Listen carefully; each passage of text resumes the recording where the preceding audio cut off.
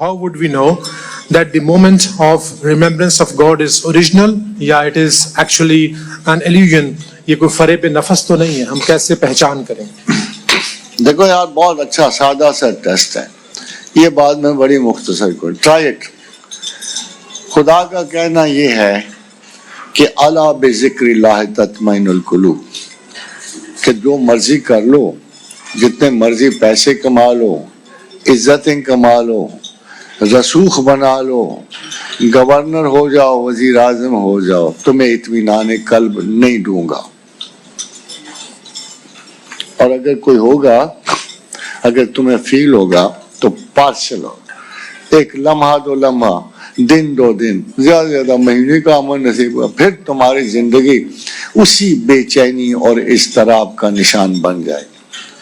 So what he says is الا بذکر اللہ تطمئن القلوب، کہ میری یاد کے بغیر تمہیں تمہارے دل کا اطمینان نہیں ملے گا، باقی سب کچھ مل جائے گا، کوٹھی بنگلے کار ایوریتھنگ، میری یاد کے بغیر دل نہیں تمہارا ٹھیک ہو۔ Now let's say آپ تسبیح شروع کرتے، اب ذکر کی وجہ سے آپ کا دل حصولاً مطمئن ہونا شروع ہو جانا چاہیے۔ اوپر سے ایک اور وعدہ اللہ کا آ جاتا، فَاذْكُرُونِي أَذْكُرْكُمْ، تم مجھے یاد کرو میں تمہیں یاد کروں۔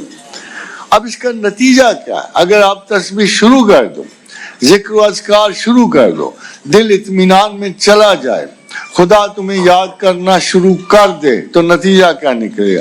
یہ بھی اس نے لکھ دیا، الا ان اولیاء اللہ لا خوف علیہم ولا هم یحزنون۔ سن لو کہ میرے دوستوں پر غم و غصہ نہیں رہتے، فیئرز نہیں رہتے، فرسٹریشنز نہیں رہتے۔ دا سمپلسٹ پاسبل ٹیسٹ، ایک اچھی نیت کے ساتھ خدا کو یاد کرنا شروع کر دو۔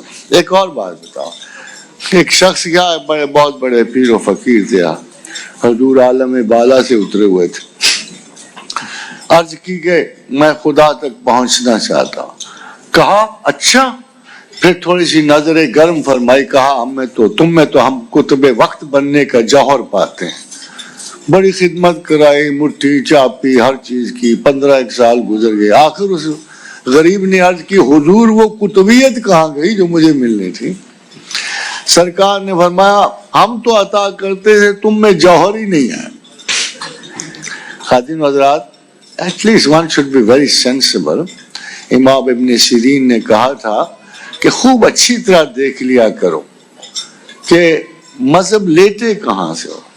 مذہب ان پڑھوں سے نہیں لیا جا سکتا، کم عقلوں سے نہیں لیا جا سکتا، ون وے اسپیشلسٹ سے نہیں لیا جا سکتا۔ مذہب اس وقت لیتے ہیں جب آپ کے دل میں کوئی کوشچن ہو، اور آپ کے دل میں غیر تسلی بخش بحران ہو، آپ کے دل میں غم و غصہ اور اضطراب ہو، جب آپ کو نیند نہ آ رہی ہو، جب آپ کے درد دکھ کسی میڈیکل پرسکرپشن سے نہ جا رہے ہوں، پھر جب آپ خدا کو لوٹتے ہو ظاہری اسباب کو منقطع کر کے، تو لازم ہے کہ آپ اس شخص کو یا اس ہستی کو ڈھونڈو جس کی وجہ سے آپ کا دل چاہے ایک شمع برابر اس اضطراب میں کمی آ جائے، تو پھر آگے بڑھتے جاؤ۔ میں یہ اپنے یقین سے کہہ سکتا ہوں کہ جس شخص نے خلوص دل سے اللہ کو یاد کیا، اس کا پہلا ایفیکٹ جو اس کو خود محسوس ہوگا، میرے کہنے سے آپ ولی نہیں بن سکتے، آپ اپنے احساس سے اور جانچ پرکھ سے خدا کے دوست ہو، آپ سب اس کے دوست بننے کی اہلیت رکھتے ہو۔ واحد ٹیسٹ یہ ہے، نور کے جھماکے مت ڈھونڈو، روشنیاں لپکتی ہوئی دیکھنے کی کوشش نہ کرو۔ آج کل آپ کو پتہ نا، بڑے بڑے ایلیونسٹ ہیں جو بڑی بڑی لائٹنگ ایفیکٹ رکھتے ہیں، تو خیال کرنا کہ کسی ایلیونسٹ کے دھماکے میں نہ آ جانا۔ آپ کو صرف ایک چیز دیکھنی ہے، ایک چیز، لا خوف علیہم ولا هم یحزنون۔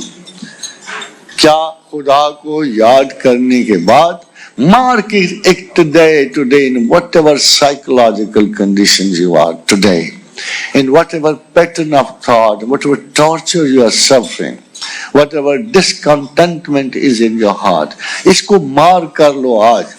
اور تسبیح الہی شروع کرو. صرف 1 مہینے کے بعد اتنا جانچ پرکھ لو کہ اس تلخی اور اس اضطراب قلب میں کوئی کمی آئی کہ نہیں آئی. I'm 100% sure کہ نیک نیتی سے خدا کی یاد میں آپ کو ضرور اطمینان قلب میں اضافہ ہو جائے گا اور فیئرز اور فرسٹریشن کم ہونے شروع ہو جائیں گے. اس کے لیے دوسرا کوئی جج نہیں ہے. You are your own witness.